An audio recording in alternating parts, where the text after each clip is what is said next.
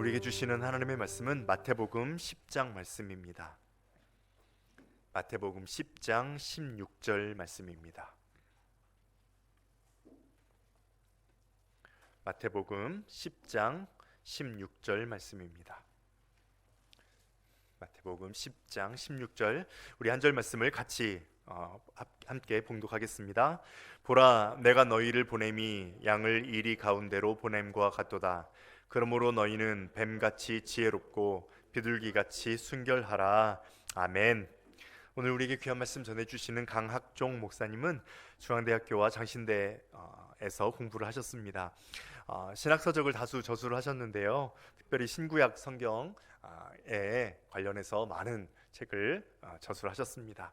서초구에 있는 하늘교회 담임 목사님으로 사역하고 계십니다. 오늘 지혜와 순결이라는 제목의 말씀 전해주실 때 큰 은혜 받으시기 바랍니다. 우리 목사님 박수로 환영하겠습니다.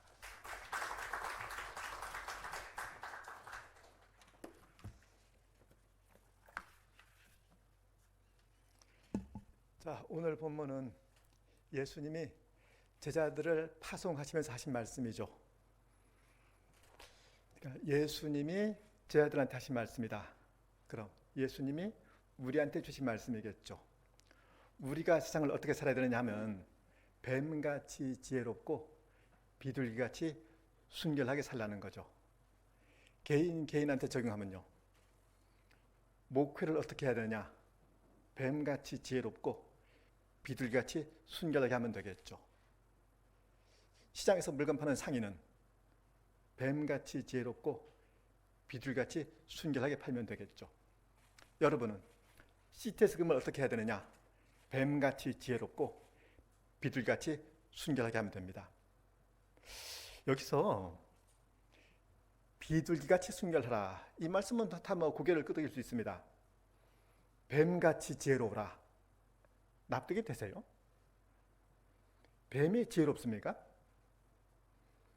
지능 좀 높은 동물 들어있죠. 물개, 돌고래, 침팬지, 개, 이런 동물이 지능이 뛰어나다는 말은 들어봤는데 뱀이 머리 좋다는 말은 들어본 적이 없습니다. 그죠?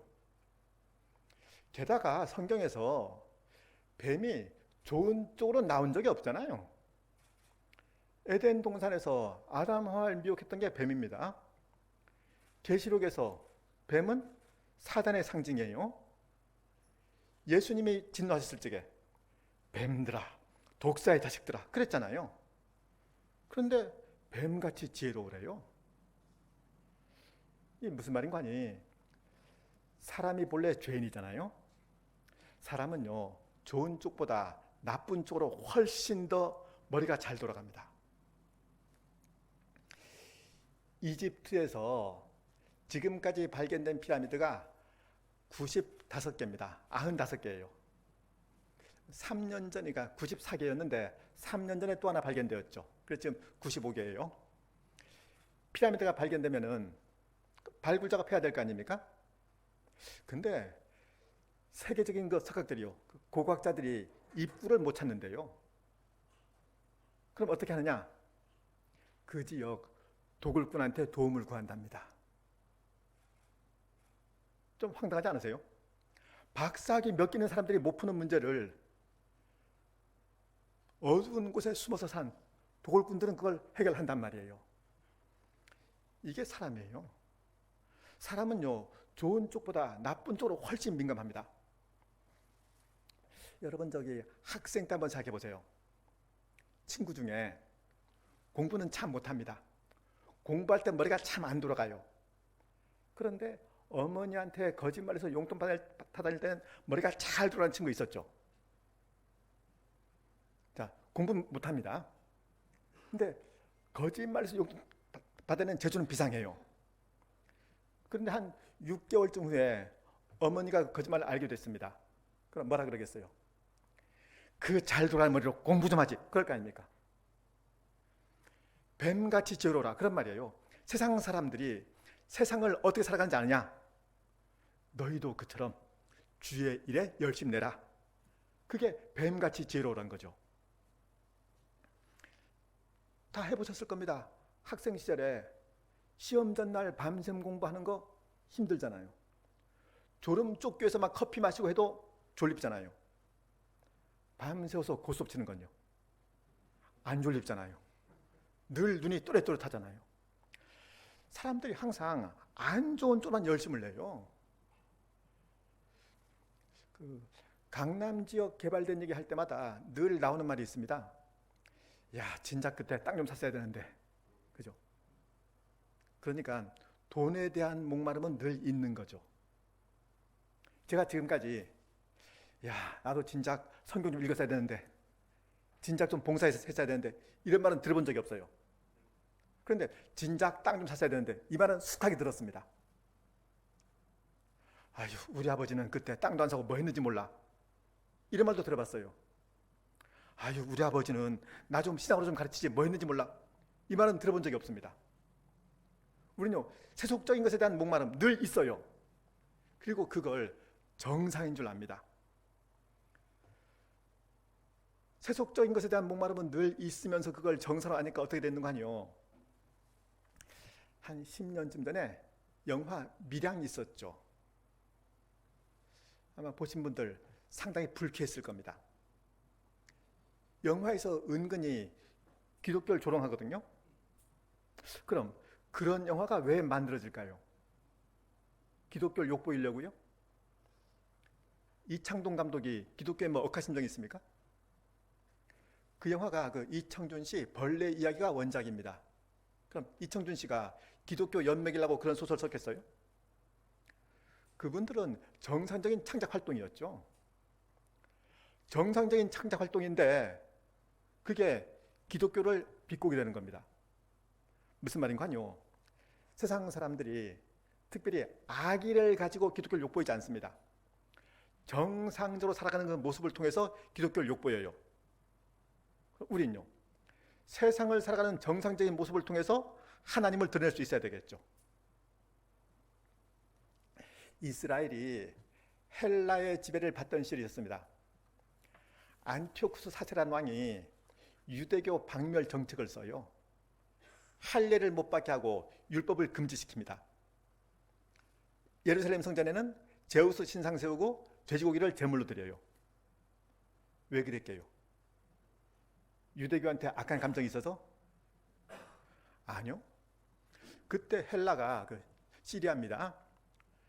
그 안티오쿠스 4세 아버지 그 3세가 로마하고 전쟁해서 패합니다.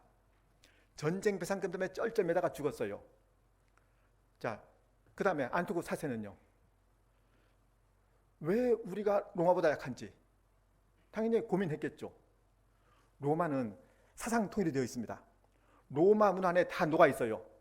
근데 자기들은 유대인들이 겉돌잖아요. 헬라 문화에 녹아들지도 않고 자기들만 유일신을 믿어요. 안 되죠. 국민을 다 하나로 모아서 로마에 대항하려면은 당연히 사상 통일이 되어야죠. 그래서 유대교를 박멸하려 그런 겁니다. 아니, 왕이잖아요. 당연히 부국강병에 관심 있겠죠. 없으면 안 되죠. 부국강병을 하려다 보니까 유대교 있으면 안 되더란 말이에요. 자, 세상 사람들이요, 세상을 살아가는 그 열심만으로 우리를 적대합니다. 우린 당연히 세상을 살아가는 그 자연스러운 모습만으로 하나님의 영광을 드러낼 수 있어야 돼요. 뱀같이 지혜로워야죠. 이 세상을 기준 삼아서 열심히 세상을 사는 그 사람들보다요, 우린 더한 열심으로 다음 세상을 기준으로 살아갈 수 있어야죠. 그 다음에 비둘기같이 순결해야 됩니다. 사람들은 어떤 일이 있을 때마다 방법을 찾아요. 어떻게 하면 되느냐, 이게 고민인 거죠. 근데 하나님은요, 누굴 통할 것이냐, 사람을 찾으십니다. 방법보다는 사람이에요. 성경에 전쟁 얘기 참 많이 나오잖아요. 그런데 전쟁이 어떻게 진행되었는지, 전쟁 과정이 나온 적은 거의 없죠. 뭐 르비딤에서 모세가 이렇게 기도한 거, 그것 말고는 없어요. 전쟁 전 위기 상황, 이건 나옵니다. 전쟁 후 상황은 나와요. 전쟁은 이스라엘이 이겼더라, 끝. 왜 그런 거 아니요? 어떻게 해야 이길 수 있는지는 하나님의 관심이 아니잖아요. 하나님은 이 싸움을 누굴 통해 이길 건지 오히려 여기에 관심이 있었죠. 출애굽한 이스라엘이 요단강 건넜습니다. 그래서요. 그래서 가나안 땅이 주어진 게 아니고 여리고성이 막혀 있었죠. 그럼 이스라엘의 관심은 어떻게 저 성을 무너뜨릴 것인가? 당연히 여기에 있었을 겁니다. 고고학 자료에 의하면요, 여리고가 인류 역사상 가장 오래된 도시라 그럽니다. 신석기 시대부터 도시가 발달했어요. 신석기 시대부터 도시가 발달했다. 그만큼 살기 좋은 곳이었다. 그만큼 살기 좋은 곳이었으면 거기를 차지하기 위한 싸움도 치열했겠죠. 그 일대에서 제일 센 부족이 살았겠죠. 그런 여리고를 이스라엘이 무슨 수로 정복을 해요? 하나님 뭐라 그러십니까? 성을 맴돌아라. 이전에 여호수아한테 너는 부싯돌로 칼을 만들어 이스라엘 자손들에게 할례를 행하라, 이 말씀하시죠. 그러니까 여호수아 6장에 여리고 무너진 말 나오는데 5장에는 이스라엘이 할례 받는 얘기가 나옵니다. 그러니까 여리고성은요, 아무나 맴돌면 무너지는 성 아니에요. 할례를 받아서 그 몸에 하나님의 백성된 표지가 있는 사람이요, 그런 사람이 맴돌아야죠. 예전에 동생네 가족이 저희 집에 놀러 온 적이 있습니다. 그때 동생 딸 조카가 대학 신입생이었어요. 하연아, 남자친구 있어? 아니요, 준비는 항상 되어 있는데 아직 없어요. 그 말이 참 재미있었어요. 준비는 항상 되어 있는데. 그럼 어떻단 얘기인가요? 누구든지 어떤 남자든지 자기한테 대시만 하면 무조건 오케이 한다. 설마 이건 아니겠죠. 아무리 준비가 되어 있어도 볼 건 보고 따질 건 따져야 되겠죠. 여리고성은요, 아무나 면도면 안 돼요. 뭐 성경에는 없는 얘기인데 어느 날 암몬족이 여리고성을 쳐들어왔다. 성을 일주일간 맴돌았다. 그럼 무너져요? 에돔족이 여리고성을 맴돌았다. 성이 무너졌다. 이게 아니잖아요. 아무나 맴돌면 저절로 무너지는 게 아니고 할례 받아서 그 몸에 하나님의 백성된 표지를 새긴 사람이요, 이런 사람이 맴돌아야 그 무너지는 겁니다. 그러니까 이걸 어떻게 할까 보다도요, 내가 어떤 사람인가, 이게 먼저예요. 그래 비둘기같이 순결해야죠. 다 동의하시죠? 근데 이게 동의하는 건 쉽습니다. 근데 고개만 끄덕이면 저절로 되느냐? 그게 또 아니거든요. 아니, 다시 여리고성이요. 지금 요단강 건넜잖아요. 여리고성이 앞에 있습니다. 일촉즉발. 언제 전쟁이 발발할지 몰라요. 그런 시점에 할례를 받아요? 할례 받을 때 받더라도 전쟁 끝난 다음에 받아야죠. 어떻게 거기서 할례를 받아요? 제가 삼남 일녀 차남인데요. 제 형이 있고 다음이 저고, 다음 누이 동생 막내 있습니다. 저희 형제들이 죄송합니다, 공부를 좀 하는 편들이었어요. 형도 그렇고 저도 그렇고요. 근데 막내가 참 공부를 못했습니다. 와, 신기했어요. 아니, 공부를 어떻게 못할 수 있죠? 책에 다 있잖아요. 수업 듣고 모르는 거 선생님께 여쭤보고 그럼 되는데 얘는 공부를 정말 못했어요. 좀 신기했는데 근데 가만 보니까 못할 만 했어요. 이제 어쩌다가 아침에 깜빡 늦잠 잘 수 있잖아요. 그럼 어머니한테 빨리 안 깨우고 뭐 했냐고 그냥 가진 짜증 다 부리면서 부랴부랴 뛰어가죠. 형도 그랬고 저도 그랬습니다. 어머니는 그냥 급하게 도시락 챙겨주는데 어머니한테 심통 부리냐고 그냥 그것도 안 받고 그냥 가죠. 늦었다고. 근데 막내는요, 늦었네 하면서 밥은 꼭 먹어요. 어떤 땐 2그릇도 먹어요. 제가 하도 신기해서 물었습니다. 혁종아, 너는 지각했는데 밥이 넘어가냐? 형, 생각해봐봐.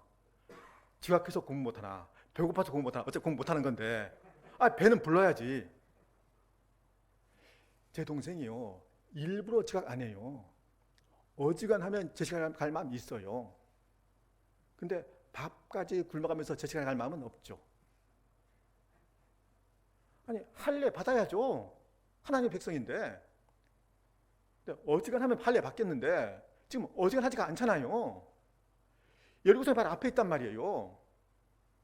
아니, 창세기에 나오죠. 그 야곱 딸 디나가 세겜 족속 그 세겜한테 강간당하잖아요.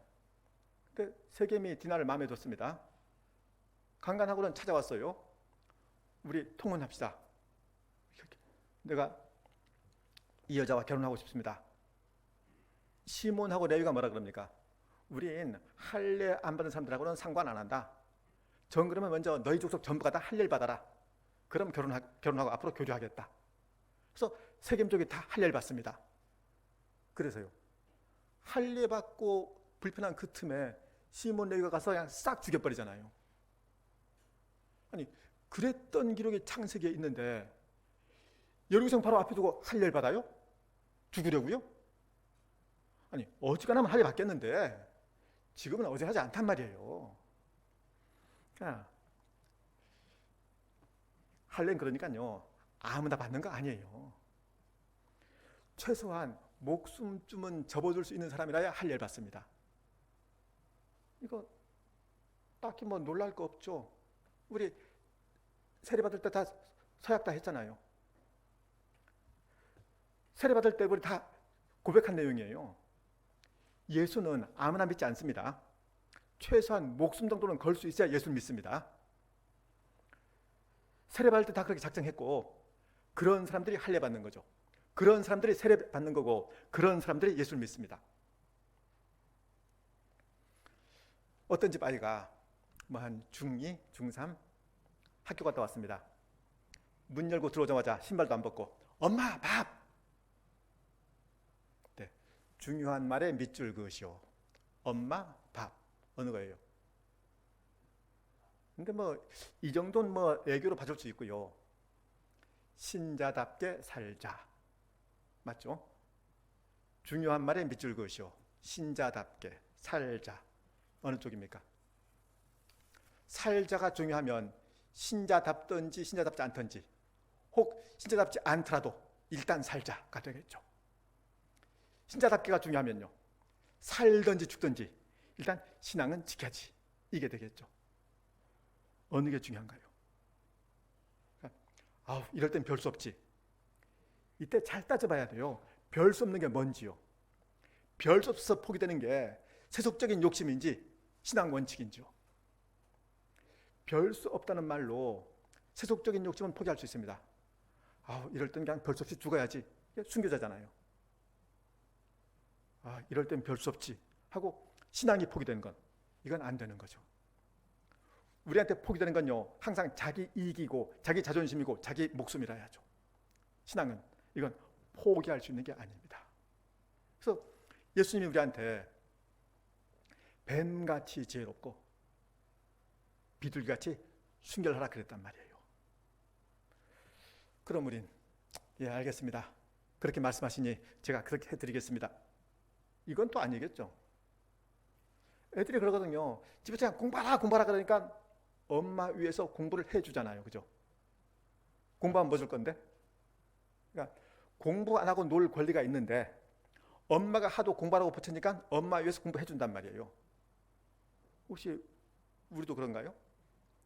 우리도 뱀같이 지혜롭고 비둘기같이 순결할 이유가 없는데 주님 말씀하시니까 그렇게 해드리는 건가요? 하나님이 노아한테 방주를 만들라 그랬습니다. 노아가 알겠습니다. 제가 요즘 바쁘지만은 하나님 말씀이니까 제가 신경 좀 써보겠습니다.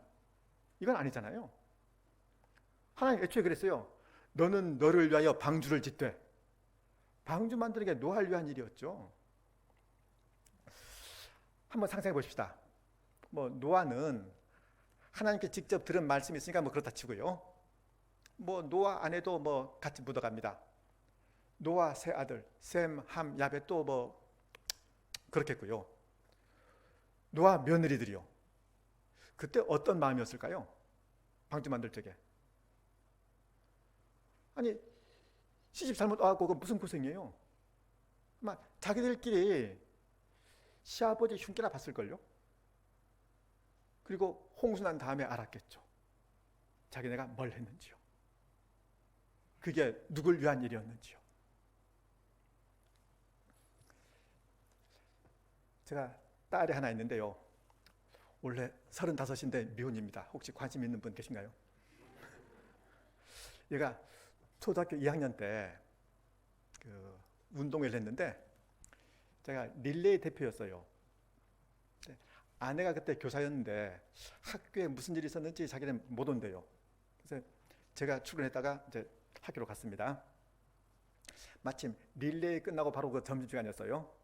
그럼 애 릴레이 하는 거 사진 찍어주고 같이 밥 먹으면 되겠다 해서 갔단 말이에요. 여러분 초등학생들 운동회 그 릴레이 할 때 승부가 어떻게 갈리는지 아세요? 빨리 뛴 팀은 이기고 늦게 뛴 팀 지고 안 그렇습니다. 애들은요 바톤 떨어뜨린 팀이 져요. 근데 하필 저희 애가 바톤 받다가 떨어뜨렸어요. 그걸 집어들고 다시 뛰었는데 당연히 승부에선 졌죠. 전 릴레이 끝났습니다. 애 데리고 이제 밥 먹으러 가는데 그때 저희 애가 냉면을 참 좋아했습니다. 마침 동네에 아주 유명한 냉면집이 있었어요. 그래 가는데 아니 애가 한마디도 말이 없어요. 거기만 푹 그냥 걷기만 합니다. 냉면 먹는데도 한마디도 말이 없어요. 저하고 눈도 안 마주칩니다. 고개 푹 숙이고 냉면만 먹어요. 왜요? 바톤 떨어뜨려서 달리기 제대로 못하고 진 거. 이게 아빠 보기에 창피했거든요. 아니 만약에 저희 애가 바톤 제대로 이어받아서 제대로 달렸으면 할 말이 좀 많았겠어요? 뭐 자기가 바톤은 좀 상대보다 늦게 이어받았지만은 상대를 추월해서 먼저 바톤을 넘겨줬으면 할 말 엄청 많았겠죠. 근데 바톤 떨어뜨렸단 말이에요. 할 말이 없는 겁니다. 바톤을 일부러 집어던지지 않았습니다. 실수로 떨어뜨렸어요. 실수로 떨어뜨렸는데도 아빠 앞에서 얼굴을 못 듭니다. 혹시 우린요? 실수로 바톤을 떨어뜨려도 아빠 앞에 얼굴을 못 드는데 실수가 아니고 고의였으면요. 주님이 우리한테 뱀같이 지혜롭고 비둘같이 순결하게 살라 말씀하셨는데 실수가 아니고 자기가 게을러서 자기 욕심 팔려서 그 삶을 안 살면요. 뭐 예수 믿었으니까 뭐 천국은 가겠죠. 그다음에 천국 가서 행여 주님하고 눈 마주치더라. 저 구석에 숨어서 그냥 고개 푹 숙이고 밥만 먹겠죠. 자, 이왕 예수 믿잖아요. 이왕 믿는 거 좀 본때기 믿으십시다. 세상 사람들이 세상을 얼마나 열심히 사는지 우리 다 안단 말이에요. 우린 그것만 아는 게 아니고 그들이 모르는 것도 알죠. 당연히 그들보다 더한 열심으로 각자의 삶을 살아야 됩니다. 주님 말씀하시죠. 내가 너희를 보냄이 양을 이리 가운데 보는 것 같도다.